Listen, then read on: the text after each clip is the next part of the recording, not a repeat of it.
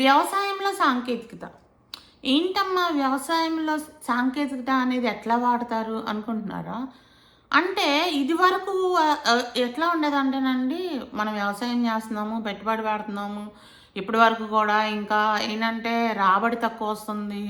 ప్రకృతి వైపరీత్యాలు వస్తున్నాయి, ఇవన్నీ వస్తున్నాయి. లాభసాటిగా ఉండట్లేదు.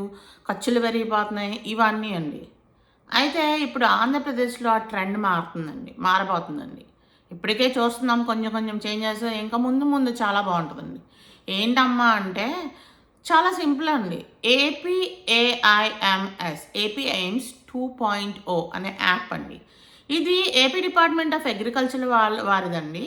అయితే ఇది ఏం చేస్తదంటేనండి, మన ప్రతి రైతు ఈ యాప్‌ని డౌన్‌లోడ్ చేసుకొని, దీంట్లో తన పొలము ఏంటి, ఎన్ని ఎకరాలుంది, ఏం పంటేస్తున్నారు, ఇవన్నీ గనక నమోదు చేసుకొని, దానికొక ప్రొఫైల్ క్రియేట్ చేసుకొని, ఇది యాప్ గనుక డౌన్‌లోడ్ చేసుకొని పెట్టుకుంటే, మీరు గనుక వెళ్ళి అక్కడ ఫోటో తీసి, ఇది ఏం తెగులు అనేది చూపించమంటే, చక్కగా అది ఏం తెగులు, దానికి ఏం స్ప్రే చేయాలి, ఏం చేయాలి, ఎన్ని ఎంత మోతాదులో స్ప్రే చేయాలి, ఇవన్నీ కూడా ఇచ్చేస్తదండి. అంటే ఇక్కడ ఏం చేస్తున్నారంటే వ్యవసాయంలో ఏఐ వాడుతున్నారండి. ఏఐ వాడితే ఏమవుతుందంటే ఆ చీడపీడలు ఏమున్నాయి అనేది వెంటనే నిర్ధారించి దానికి ఏం చేయాలి అనేది ఇది కూడా ఇచ్చేస్తుందండి. సో దాంతో ఏమవుతుందంటేనండి, ఇప్పుడు ఇక్కడ ఇంకొక టెక్నాలజీ ఏంటంటే డ్రోన్ టెక్నాలజీను ఇప్పుడు మనం ఇప్పటివరకు ఏంటంటేనండి, మన వ్యవసాయదారులు ఏం చేస్తారంటేనండి, రైతులు వాళ్ళు పాపము స్ప్రే బాటిల్స్ భుజాన పెట్టుకుని అన్నన్ని లీటర్లది మోస్తూ ఉంటారు. వాళ్ళకి బ్యాక్ పెయిన్లు ఇవన్నీ నెమ్మదిగా వస్తూ ఉంటాయి. అదొక్కటే కాకుండా వాళ్ళు స్ప్రే చేస్తున్నప్పుడు చాలాసార్లు చూశానండి. ఏంటంటే వాళ్ళు గీస్కులు పెట్టుకోరు. వాళ్ళకి లంగ్స్ పాడవుతాయి. ఈ ఏంటంటే కోతలు కోసి నూర్పిళ్ళు నూర్చేటప్పుడు కానీ, దేనికైనా కానీ వాటన్నిటికీ చేసేటప్పుడు ఏంటంటే వాళ్ళకి ఈ ఆస్మాలు ఇవన్నీ అటాక్‌లు ఎక్కువ ఉంటున్నాయండి. అయితే ఇప్పుడు ఈ డ్రోన్స్ ఏం చేస్తాయి అంటేనండి, ఇప్పుడు మనం ఈ ఏఐఎంఎస్ 2.0లో మనకి ఏ మందు ఎంత మోతాదులో చేయాలి అనేది చెప్పింది కదండీ! సో మనం ఈ డ్రోన్స్ తోటి పిన్ పాయింటెడ్‌గా ఏ మొక్కకైతే తెగులు సోకిందో, ఆ మొక్కని గనక మనం వెంటనే ట్రీట్ చేయగలిగితే సకాలంలో మిగిలిన మొక్కలకి అది తెగులు అనేది, పురుగు, చీడపీడ అనేది వ్యాపించదండి. దీనివలన మనం అసలు పెస్టిసైడ్స్ వాడకమే తగ్గిపోతది. అట్ ద సేమ్ టైమ్ ఏమవుతదంటేనండి, ఈ డ్రోన్స్ వాడటం వలన మనము ఈ పురుగు మందులు అవన్నీ పీల్చటము రైతు అనేది తగ్గిపోతుందండి.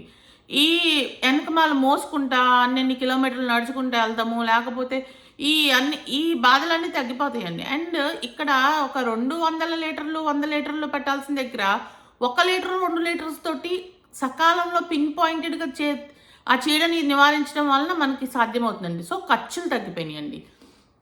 ఇంకొక విషయం చూస్తే, ఇప్పుడు మనకి ఇత్తనాలు చల్లటానికి కూడా డ్రోన్లు వాడుతున్నారు. తర్వాత రేపొద్దున దుక్కి దున్నేటప్పుడు మనకి క్రాప్ కటింగ్ మెషిన్‌లతోటి చేయటం వలన మనకి ఖర్చు తగ్గిపోతుందండి. ఇప్పుడు కూలీలకు పే చేయాల్సిన ఖర్చు తగ్గిపోతుంది. సకాలంలో అందుతుంది.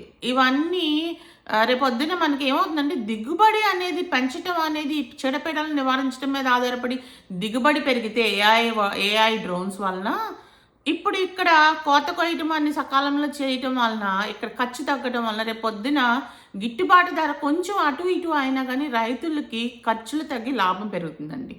అయితే ఇక్కడ నేను ఒకటి చెప్తానండి. ఇవన్నీ బాగానే ఉన్నాయండి. కానీ మనం చూస్తే ఒక్కసారి ఆలోచిస్తే కనుక అసలు వ్యవసాయం చేసే వాళ్ళు తక్కువైపోతున్నారండి.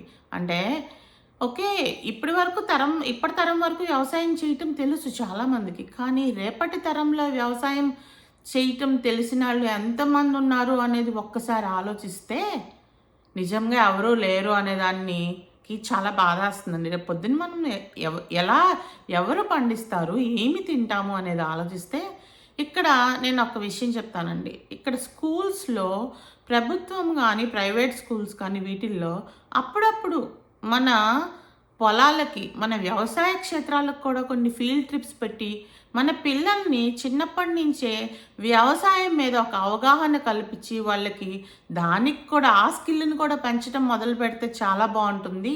రేపటి తరాలకి వ్యవసాయం అనేది ఒక బుక్స్‌లో చదువుకునే దానిలాగా ఉండకుండా, వాళ్ళకి ప్రాక్టికల్‌గా వాళ్ళు చూస్తారు, చేస్తారు. వాళ్ళల్లో ఇంట్రెస్ట్ కొంతమందికి అది చూస్తే ఇంట్రెస్ట్ పెరిగి వాళ్ళు కూడా రేపటి రైతులు అవుతారని అదే ఒక చిన్న ఆలోచనతో థ్యాంక్ యూ సో మచ్ అండి. Bye then.